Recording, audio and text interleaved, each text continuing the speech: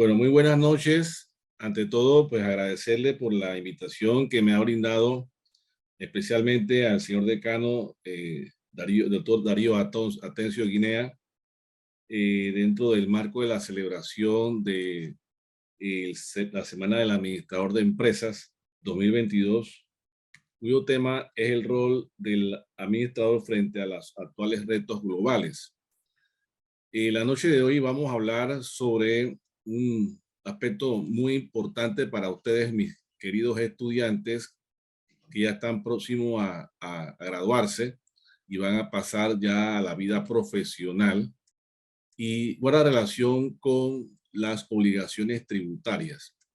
Pero el tema que vamos a abordar hoy precisamente habla sobre los sujetos que intervienen en la relación jurídico-tributaria entre el Estado y los usuarios o contribuyentes.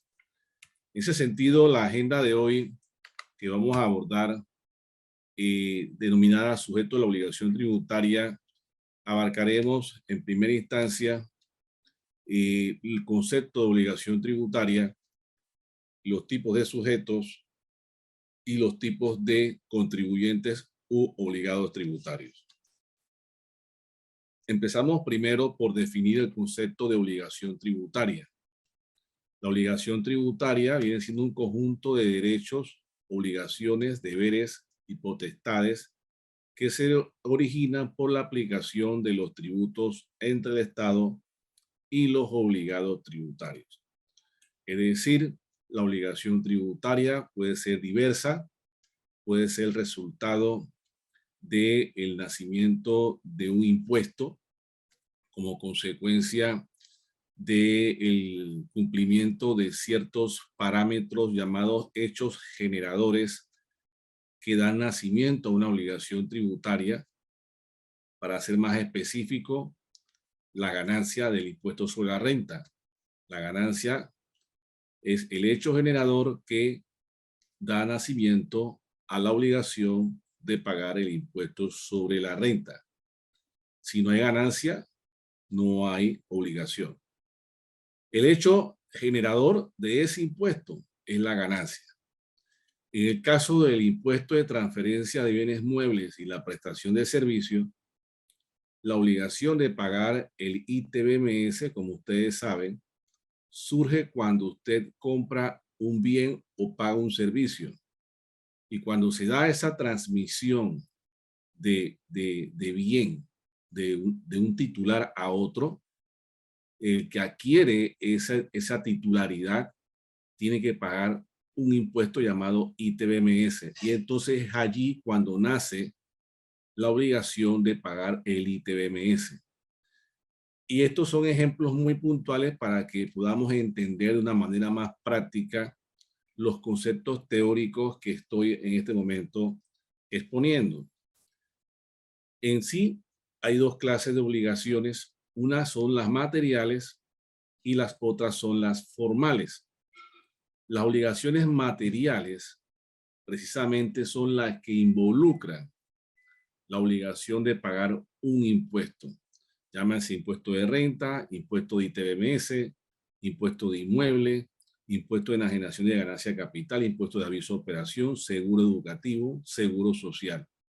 Todos esos son impuestos que surgen como consecuencia del cumplimiento de ciertos presupuestos previamente establecidos en la ley y que debe ocurrir, da nacimiento a la obligación de pagar el impuesto en una fecha establecida. El incumplimiento de la obligación de pagar un impuesto trae como consecuencia el pago de intereses y recargos. En el caso, por ejemplo, de la otro tipo de obligación que tenemos, que son las formales, estas involucran o tienen que ver con la obligación de presentar informes, llámese informe de declaración jurada de renta, llámese declaración de ITBMS, llámese planilla 03, llámese informe de compras, llámese informe de pagos a terceros, informe de donaciones recibidas, informes de tarjetas de débito, tarjetas de crédito. Hay cualquier cantidad de tipos de reportes a los cuales está obligado ciertos tipos de contribuyentes en un momento dado. Por ende, las obligaciones, resumo, son de dos clases: obligaciones tributarias formales y obligaciones tributarias sustantivas o materiales. El caso del impuesto sobre la renta, hay dos obligaciones en una. Una es la obligación de presentar el formulario declarativo de renta dentro de los 3 primeros meses del año siguiente al cierre del año fiscal. Y la otra obligación es el pago del impuesto sobre la renta. Hay quienes piensan que solo hay que pagar el impuesto y no presentar la declaración. Pues no se puede pagar el impuesto si no se declara. Entonces, ahí hay dos obligaciones en una, al igual que ocurre con el ITBMS. El ITBMS se acredita en la cuenta individual del contribuyente en la medida en que el propio contribuyente presenta el formulario declarativo de ITBMS. Entonces, por ende, allá hay dos obligaciones, una formal y una sustantiva. Hay otras obligaciones como, por ejemplo, la de presentar los libros de contabilidad a requerimiento de la administración. Ahí solamente hay una sola obligación, que es la formal. O la de presentar ante requerimiento de la administración tributaria los reportes de mantenimiento y reparación del equipo fiscal, que siempre tiene que permanecer dentro del local del negocio. Si usted no lo tiene y el fisco se lo pide, ya usted es sancionado con multas que oscilan entre $1,000 a $5,000. Entonces espero que hasta aquí tengamos en cuenta y con claridad que existen dos tipos de obligaciones tributarias. Unas son las formales y las otras son sustantivas o materiales. Vale la pena señalar que ante el incumplimiento de las obligaciones formales ya no se habla de pago de intereses y recargos, sino se habla de pago de multas. El incumplimiento, por ejemplo, de presentar una declaración jurada de renta dentro del plazo establecido acarrea una multa para persona natural de $100 y para la persona jurídica de $500 por incumplimiento en la entrega del formulario. En cuanto a los elementos de la obligación tributaria, que esto es muy importante para poder analizar la naturaleza, comportamiento de un tributo, estas se clasifican en hecho generador, base imponible, determinación del impuesto, tarifa o alícuota y el sujeto. Como la clase de hoy es sobre el sujeto, no vamos a entrar a hablar sobre los otros elementos de la obligación. Solamente nos concretaremos a hablar sobre el sujeto que guarda relación con, o más bien, el sujeto que se deriva, o sea, los sujetos que intervienen en la relación jurídico-tributaria. Entonces, el sujeto es un elemento subjetivo de la obligación y son de dos clases, el sujeto activo y el sujeto pasivo. El sujeto activo viene siendo el acreedor, el Estado, y el sujeto pasivo es el contribuyente. Pero aquí vamos a hacer un alto. Cuando hablamos del sujeto pasivo, que viene siendo el contribuyente, hay una gran variedad que vamos a hablar ahora, pero regresando al sujeto activo, el sujeto activo no es más que aquel que es el Estado representado por el ente público respectivo encargado por ley para la recaudación. Por ejemplo, podemos mencionar la Dirección General de Ingresos, las oficinas de telégrafos, la Dirección General de Aduanas, la Lotería Nacional, los consulados, el Banco Nacional ejerce algún tipo de recaudación y aquellos otros que la ley establezca.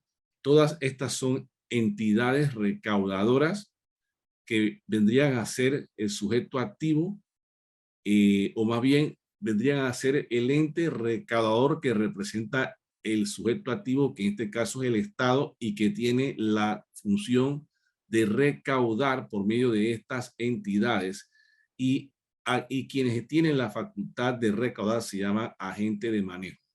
¿Ve? Así que, y no es cualquiera que puede ser agente de manejo según ley. Tiene que cumplir con ciertos perfiles de honestidad y todo aquello, ¿no? Entonces, el sujeto pasivo, que es el objeto central de esta presentación, es la persona natural o física o moral a quien la ley le impone la obligación del pago de un tributo o de la presentación de una información en un plazo determinado previamente establecido en la ley o los reglamentos. El sujeto pasivo puede ser de varias clases. Hasta hace unos años atrás solo se hablaba de la figura del contribuyente.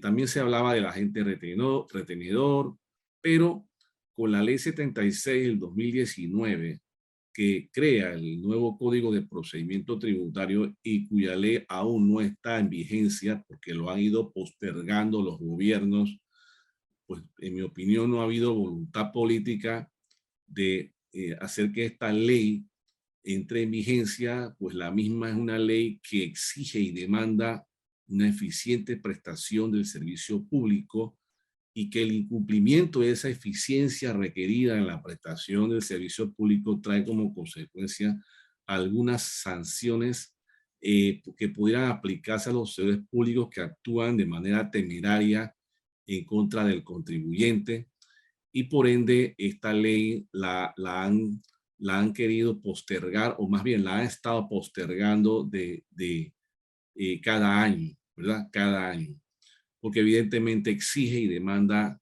mayor eficiencia en la prestación del servicio público. Esta ley hace una clasificación extensiva del concepto de obligado tributario. Es un concepto que hasta el momento en que se creó la ley no se conocía, excepto en las doctrinas, en los libros teóricos, sí se hablaba del concepto de obligado tributario, y es un concepto amplio, porque dentro del concepto de obligado tributario, entonces podemos hablar sobre la figura del contribuyente, el agente de retención, el agente de percepción, el obligado a repercutir, los sucesores y los terceros responsables. La ley en sí no te define cuándo estamos frente a un agente de percepción o un agente de retención. Es un aspecto que en el camino ustedes van a ir pudiendo identificar. ¿Ve? El Código Fiscal, por su parte vigente, habla de la figura del contribuyente como aquel que, en pocas palabras, está obligado a pagar un impuesto. En materia del impuesto sobre la renta, por ejemplo, sería aquel sujeto que devenga renta gravable y que es objeto del impuesto de renta. Ese vendría siendo el contribuyente.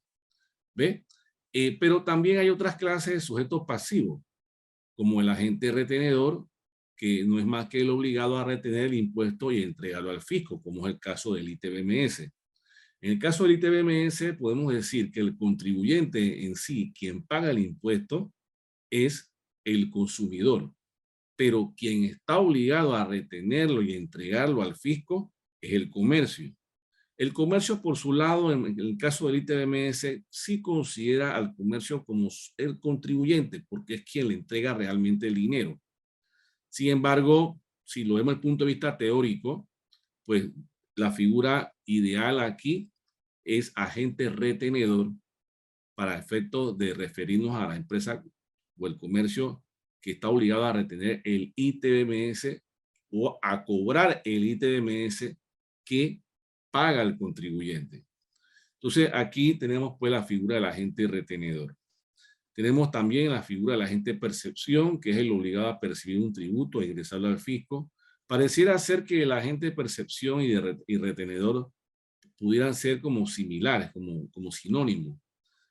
Se puede ver de esa manera. Sin embargo, yo he tratado de identificar algunos ejemplos de cuando estamos frente a una figura de agente de percepción.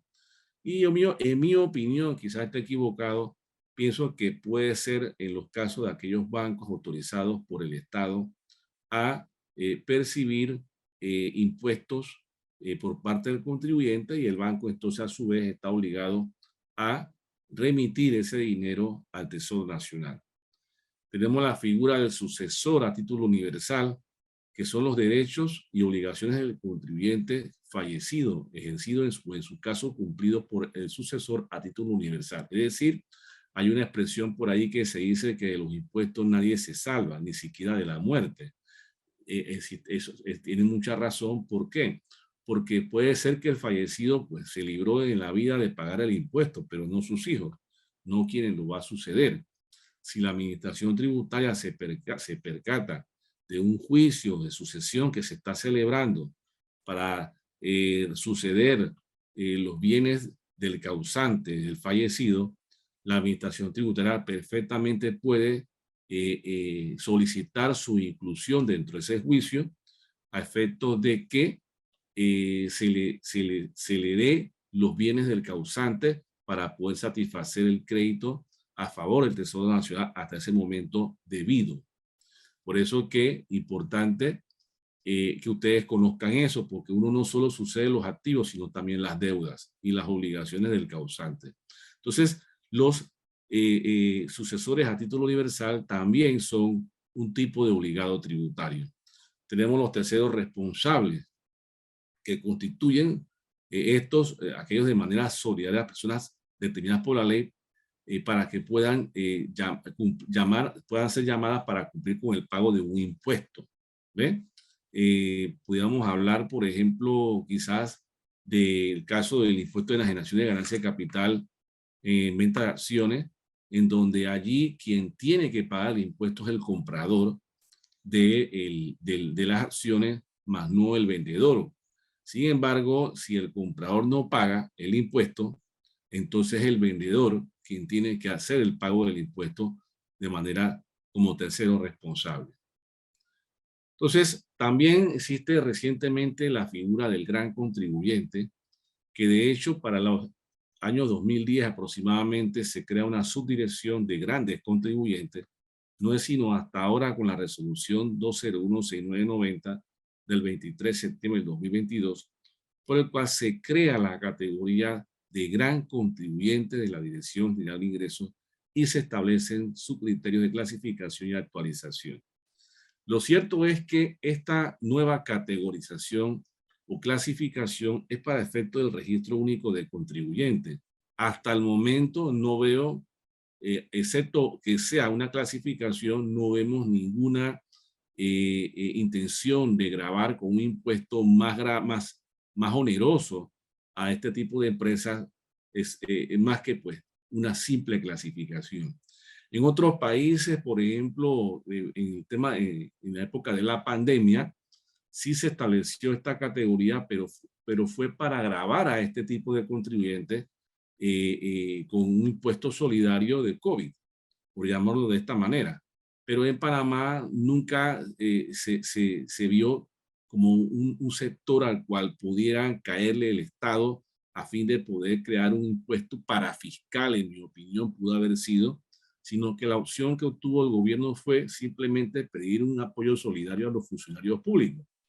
Entonces, pudiendo el gobierno quizás con la figura del gran contribuyente poder establecer un impuesto parafiscal que viene siendo aquel impuesto que se crea mientras dure la crisis. Una vez pasada la crisis, entonces se deja de cobrar.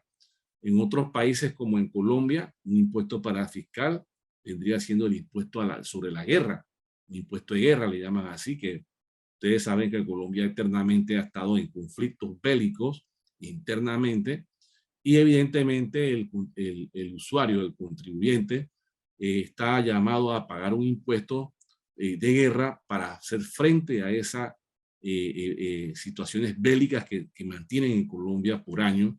Y obviamente ese impuesto pues no se termina de pagar porque no desaparece el conflicto bélico.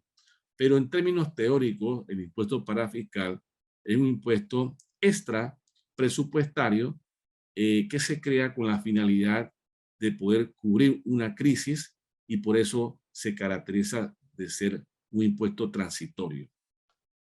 Entonces, la figura del gran contribuyente no para de ser, o sea, no deja de ser simplemente una simple clasificación, simplemente para establecer una trazabilidad, una mejor fiscalización, un mejor seguimiento de este tipo de contribuyentes que tienen que cumplir con ciertos requisitos para poder entrar en esa categoría. Uno de ellos es que sus ingresos sean mayores o iguales a 25 millones y renta neta agradable mayor de 1 millón, o contribuyentes cuyos activos sean mayores a 100.000 millones y renta neta gravable mayor de 1 millón, o contribuyentes que de manera acumulada anualmente contribuyan con pagos a tributos directos o indirectos superiores a 1.700.000 dólares.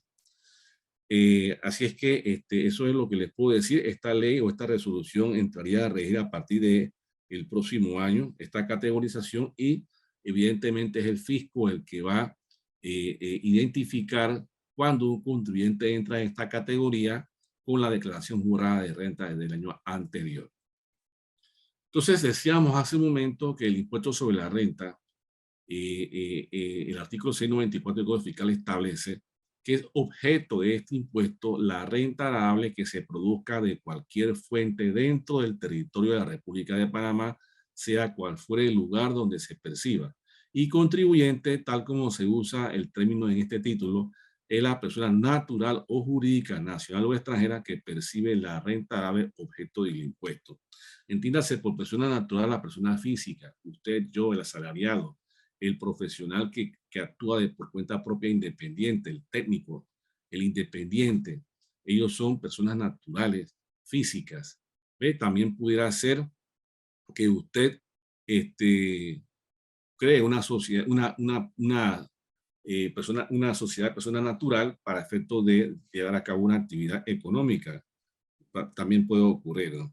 Entonces, el concepto de imposición en Panamá, hasta hace unos años solamente existía la territorialidad, que se decía pues que solo se cobraba el impuesto que se generaba de aquellos ingresos generados dentro de la República de Panamá, pero ahora está el criterio de la fuente, que se adiciona como un nuevo criterio de imposición, y es aquel que determina el sitio, o más bien determina la jurisdicción del Estado a cobrar el impuesto que se trate cuando la fuente de renta sea beneficiada, o el lugar donde se encuentra la fuente de renta sea beneficiada con el beneficio recibido por un profesional o por otra empresa que provee de bienes a otra radicada en Panamá.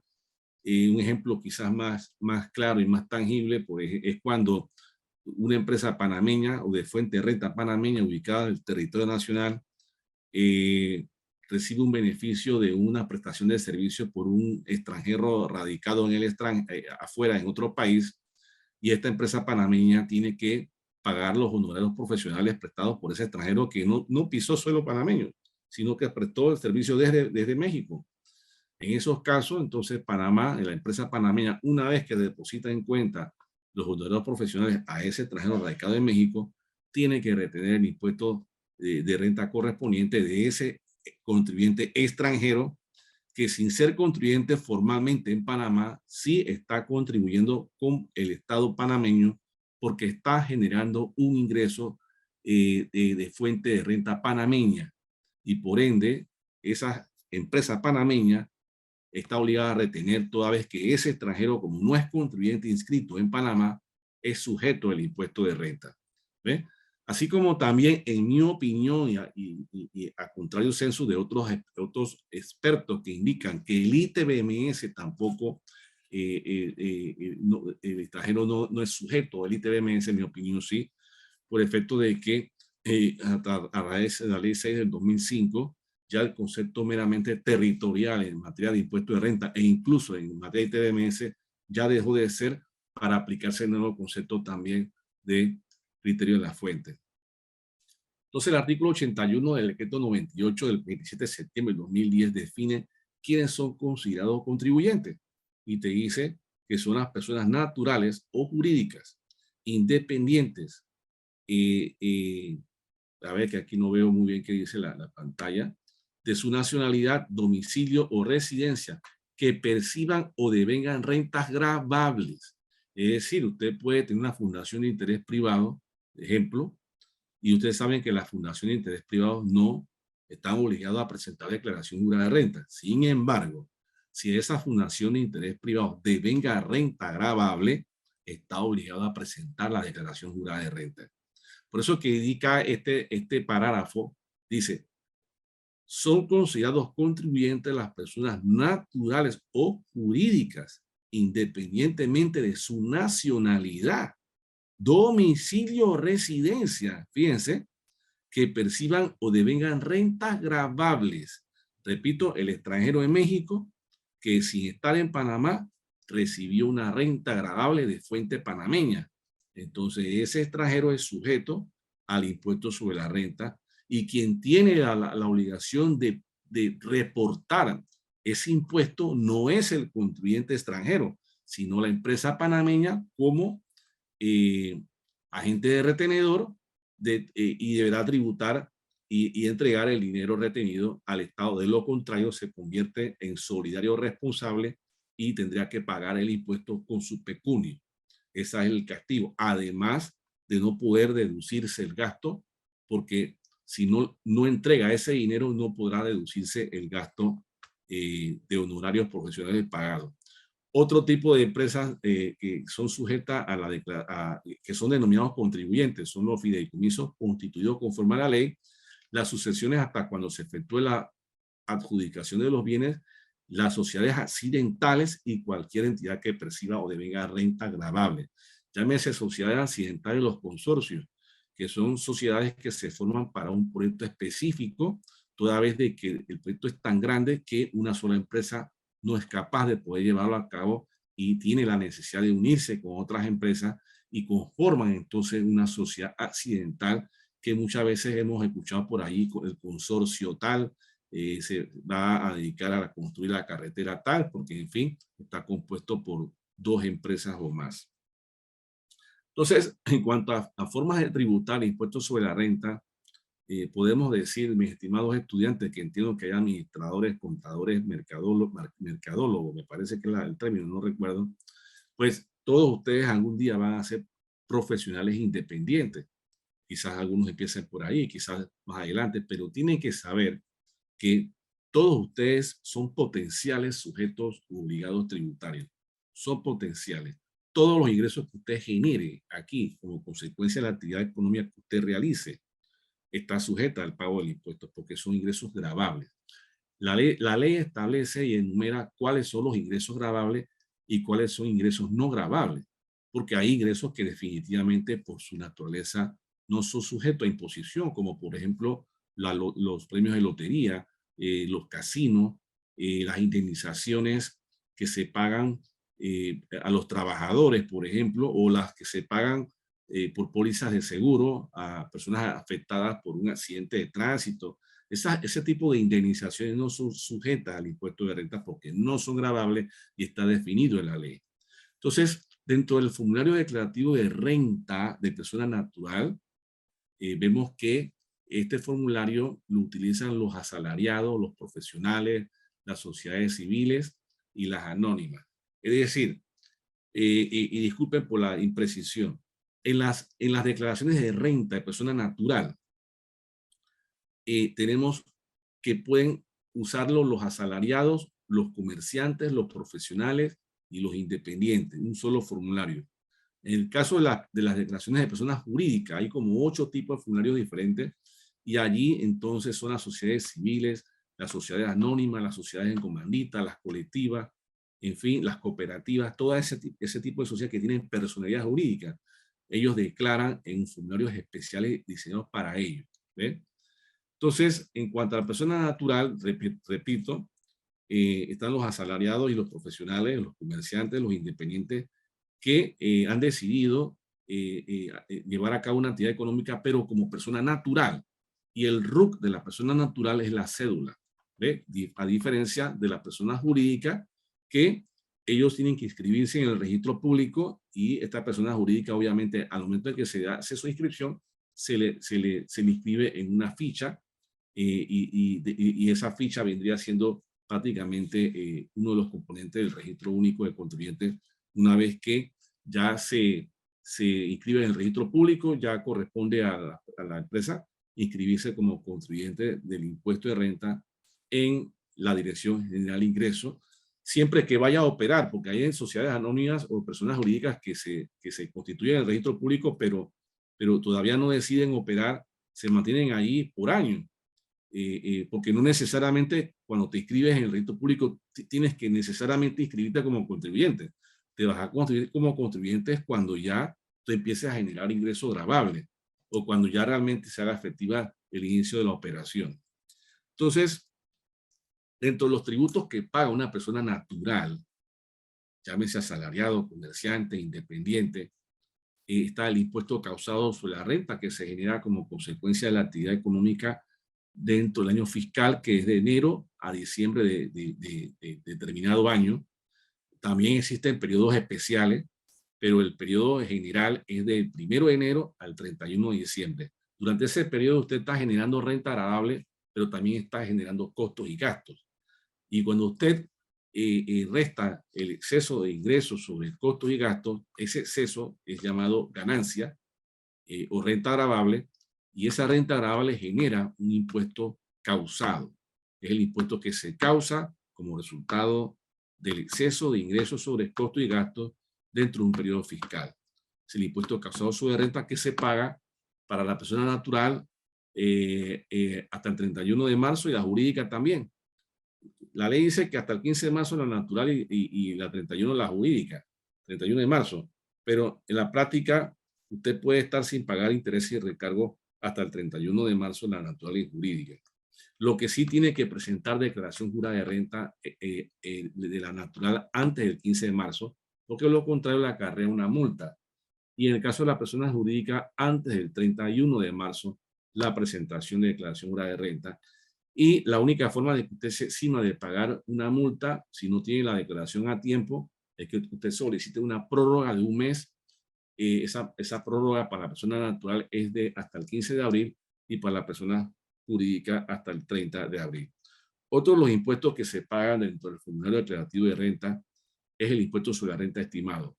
Ese impuesto de renta estimado vendría siendo prácticamente el mismo impuesto que usted paga como resultado de las operaciones del año fiscal. Sin embargo, hasta hace un par de años ya se estableció, se logró que en el formulario declarativo de renta usted pueda modificar la renta neta agradable estimada y ya no es que el sistema o el formulario le va a calcular el impuesto de renta estimado. Ya usted puede jugar con eso porque lo lógico es que usted pague un impuesto o usted anticipe un impuesto sobre la renta para el periodo fiscal basado en la proyección de ingresos que usted tenga. Eso es lo justo y así quedó. En el caso, por ejemplo, de personas que prestan eh, actividades de venta de bienes y servicios, ellos están pagando aviso de operación. Un impuesto se le llama así, pero realmente es un impuesto sobre el patrimonio. En el caso de los profesionales no pagan este impuesto de aviso de operación, pues están eximidos de pago de ese impuesto. ¿Ve? Muchos asocian el impuesto de aviso de operación con el letrero que se llama aviso de operación, que no es más que el anuncio que hace la persona natural o jurídica a las autoridades sobre el inicio de una actividad económica. ¿Ve? Y este documento llamado aviso de operación es el documento que también le dice a los municipios cuando una empresa va a iniciar y evidentemente los municipios proceden a cobrar el impuesto municipal respectivo a las empresas que anuncian con el aviso de operación el inicio de su actividad económica. Pero en cuanto al impuesto en sí, también denominado aviso de operación y mal llamado aviso de operación, porque en mi opinión opera sobre el patrimonio, es decir, que se grava es el patrimonio sobre una tarifa del 2%, pues este es el impuesto que se pagaría en un momento dado cuando usted empieza a realizar actividad económica. Se grava es porque usted está prestando o realizando un acto de comercio. En el caso de los profesionales, como no realizan actos de comercio porque son actividades liberales, no están obligados a pagar el impuesto de aviso de operación. Otro de los tributos que se paga es el seguro educativo, que de eso de nadie se salva, y la cuota del seguro social también se hace a través del formulario declarativo de renta para ciertos contribuyentes cuyas edades, según ley, están obligadas a contribuir con la caja de seguro social por medio de la declaración jurada de renta. Y en cuanto a la jubilación, en cuanto a las cuotas de jubilación que usted hace, entiendo yo, por medio de la declaración jurada de renta, usted tendría que ir al seguro para inscribirse como contribuyente del Seguro Social, a efecto de que todo lo que usted pague por medio de la declaración de renta se le aplica a su cuenta. Si usted no hace eso, dificulta que usted esté cotizando o que le estén contabilizando sus cotizaciones en forma debida. En cuanto a los formularios de declaración de renta de personas jurídicas, como dije, ustedes van a ser profesionales, algunos son contadores, pueden formar sociedades civiles de contadores, ¿ve? También incluso pueden formar sociedades anónimas en donde se prestan servicios de contabilidad o de finanzas. También ocurre ese tipo de sociedades que se forman. Entonces, pues, en ese caso se presentan las declaraciones juradas de renta de personas jurídicas, ¿ve? Esta inclusive son 8, pero se escoge la que se conoce como declaración jurada de renta jurídico general. ¿Quiénes están eximidos de presentar declaración de renta? El trabajo que debe un salario. Es decir, si usted es trabajador y debe un solo salario, usted no está obligado a presentar declaración jurada de renta, salvo que usted quiera en la declaración jurada de renta recoger los gastos, aquellos gastos, las deducciones legales que por derecho usted tiene y que evidentemente van a hacer mermar a que usted pague menos impuestos. Por ejemplo, dentro de esas deducciones legales hablamos sobre los pagos que usted hace de matrícula de sus hijos, de educación, lo que son los gastos médicos, lo que son los intereses hipotecarios de intereses no preferenciales, y los intereses que usted paga por préstamos educativos. También, por ejemplo, se incluyen allí lo que se paga por primas de hospitalización, lo que se paga por efecto de los fondos de jubilación privados. Todo esto son deducciones legales a las cuales usted tiene derecho y que evidentemente en la empresa donde usted trabaja probablemente no le tomen en cuenta estas deducciones legales, forzándose usted a presentar una declaración jurada de renta con el propósito de poder reclamar una devolución de impuestos a futuro. Otras personas que no están obligadas a presentar declaración jurada de renta son los jubilados y pensionados de la Caja de Seguro Social, las personas naturales jurídicas que hayan tenido en el año fiscal como único ingreso de utilidades o dividendos sobre los cuales se haya retenido el impuesto que corresponde a este rubro, las personas naturales jurídicas que perciban ingresos provenientes de intereses exentos, los profesionales independientes cuya renta neta a la vez sea de $1,000 o menos en el año fiscal, siempre y cuando sus ingresos brutos no sean mayores a $3,000 anuales, y las personas dedicadas a actividades agropecuarias y que tengan ingresos brutos anuales menos de 250,000 no están obligados a presentar declaración de renta. En pantalla, pues repito, la fecha de pago del impuesto de renta causado y el aviso de operación antes del 31 de marzo. En cuanto al impuesto estimado de renta, su nombre lo dice, es un adelanto del impuesto sobre la renta al impuesto causado que se genere en el siguiente año y que se debe pagar en 3 fechas, antes del 30 de junio, antes del 3 de septiembre y antes del 31 de diciembre. Luego de este periodo, pues generan intereses y recargos. Así que hay que evitar incurrir en eso. En cuanto a la fecha de presentación del formulario de renta, repito, ante el 15 de marzo la natural y ante el 15 de marzo la jurídica, y con una prórroga de 1 mes. Para ser contribuyente, obviamente usted tiene que tener un NIT, usted tiene que tener un RUC y usted tiene que tener un NIT. El RUC para personas naturales es la cédula y para personas jurídicas pues son los datos de inscripción en el registro público, en el caso de la persona jurídica. Entonces usted cuando tiene ya eso, usted solicita ese registro único de contribuyentes por medio de la plataforma electrónica iTax y luego de eso usted solicita un password que viene siendo como un código que usted solicita que se lo aprueben a fin de poder usted tener su cuenta individual y accesarla y poder ver sus pagos, poder hacer sus declaraciones de renta, solicitar pago y saldo de renta y un sinnúmero de servicios que te presta en la plataforma iTax. Y aquí pues ustedes pueden ver que el paso 1 es entrar a la página dgi.mes.gov.pa, el paso 2 es darle clic en donde dice iTax. Luego de eso, el paso 3 se va a donde dice registro. Luego en el paso 4, si usted va a solicitar RUC, si es persona jurídica entran aquí, si es persona natural acá, y también puede usted solicitar el NIT de forma paralela, que viene siendo el código compuesto de 8 dígitos. Una vez que usted ya solicitó el registro único de contribuyente, ya usted puede accesar a su cuenta y entonces usted ya puede aquí, por ejemplo, con su RUC. En este caso, como yo soy natural, pongo mi cédula, el NIT, le digo no soy robot y le doy ingresar y ya estoy entonces dentro de mi cuenta individual.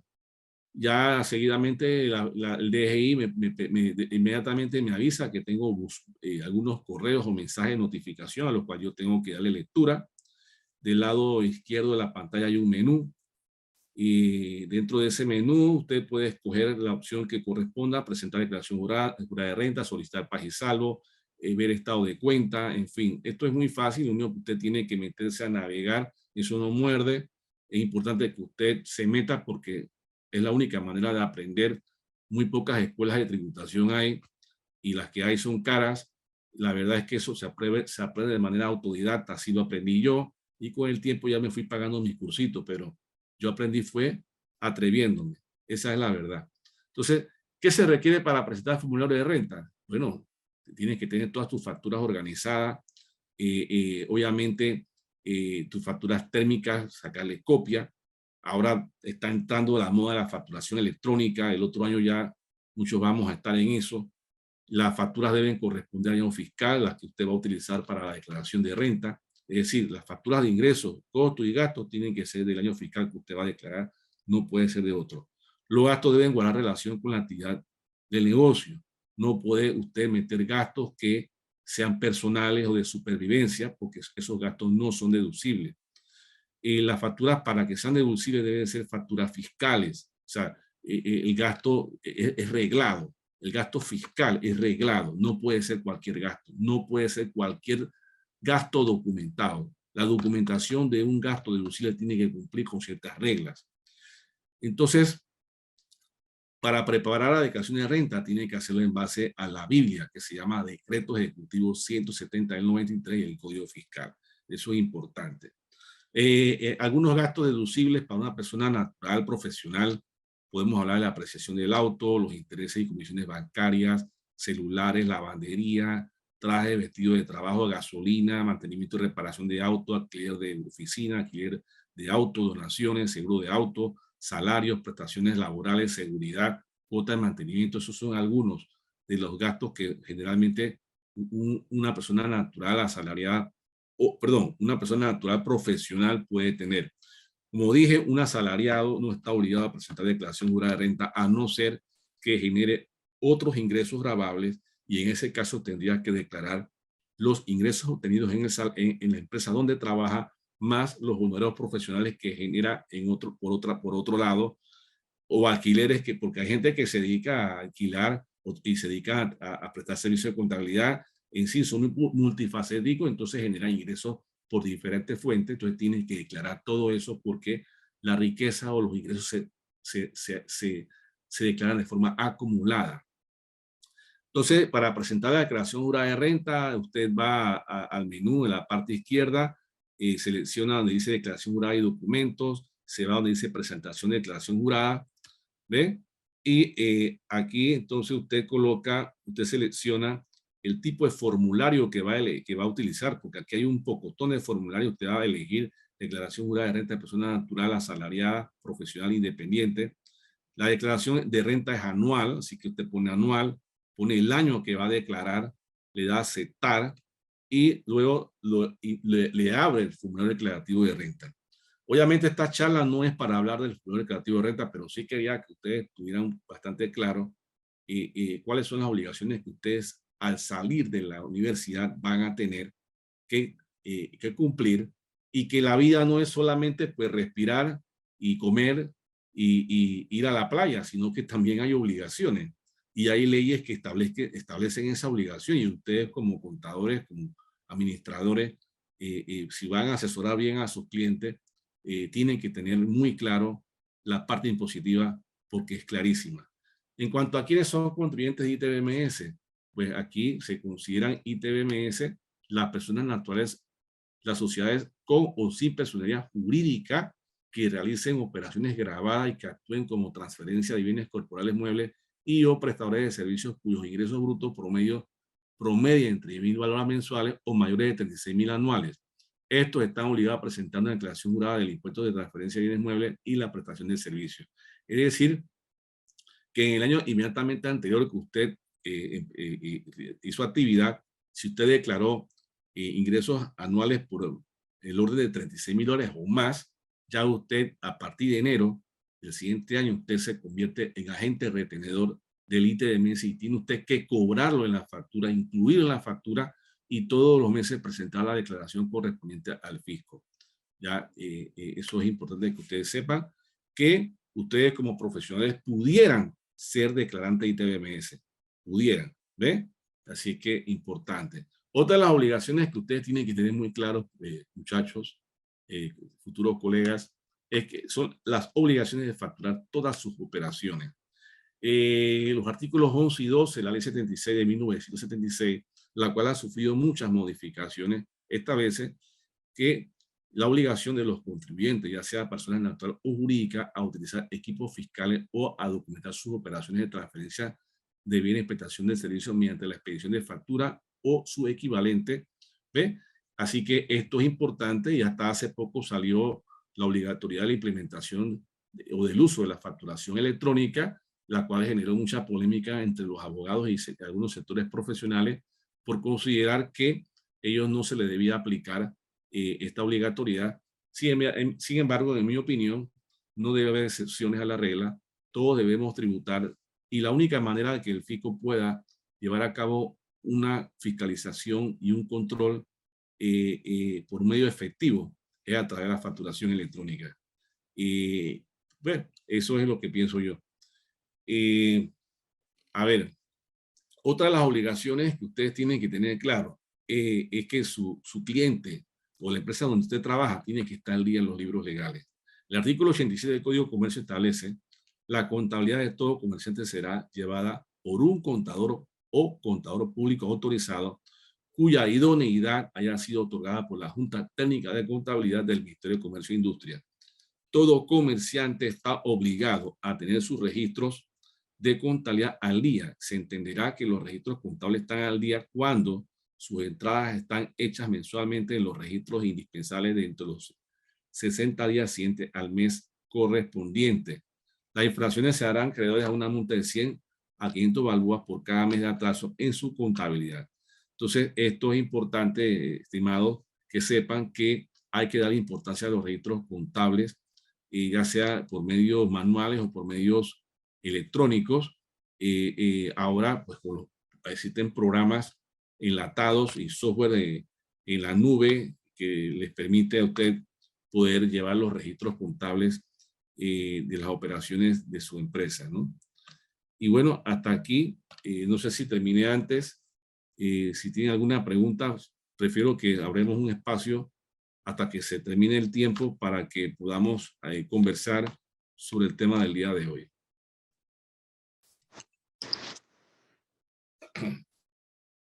Nuevamente, buenas noches a todos. Agradecemos al Magister Alan Barrios por su participación, por el tiempo compartido en sus vastos conocimientos en los aspectos tributarios de nuestro país y países vecinos. A nuestros estudiantes de la Facultad de Administración de Empresas de la Universidad Autónoma de Chiriquí. Como administradores de empresas debemos estar actualizados en todos los temas como las leyes tributarias, el seguro social, leyes de la parte de la legislación de trabajo y otros temas a nivel integral, ya que afectan a las organizaciones de una manera directa o indirectamente. Nuevamente reiteramos nuestro agradecimiento por su participación